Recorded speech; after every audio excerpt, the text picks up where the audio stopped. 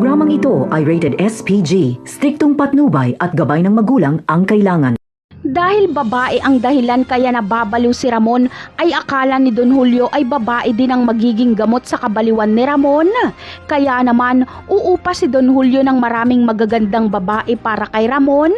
Ngunit hindi pa rin ito uubra dahil magpupulasa ng mga babae dahil bubunot ng baril si Ramon at magwawala. Kaya naman, tuwang-tuwa lang si David at Olga sa pinagagagawa ni Ramon. Masisiraan na ng bait si Ramon sa kakaisip kay Mokang. Ito ang kanyang magiging karma. Wala ba naman siyang tulog-tulog at panay na lang ang inom ng alak at higop ng droga. Ni kumain ay hindi niya na magawa. Kaya tuluyang masisiraan ng bait si Ramon dito. Samantala, sa pagmamanman ni Severino sa pamilya ni Mokang ay wala silang makikitang indikasyon na umuwi si Mokang. Kaya ang kaibigan na lang ni Mokang na si Chiki ang kanilang mamanmanan. Kumbinsido na alam ni Chiki kung nasaan si Mokang dahil ito lang ang kilala ni Ramon na kaibigan ni Mokang.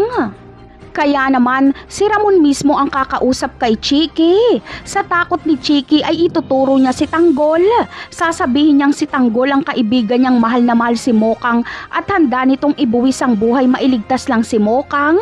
Labis naman na magkaka-interes si Ramon sa Tanggol na ito.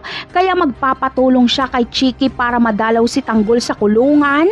Napakarami pa nating dapat abangan sa mga susunod na episode. Paalam!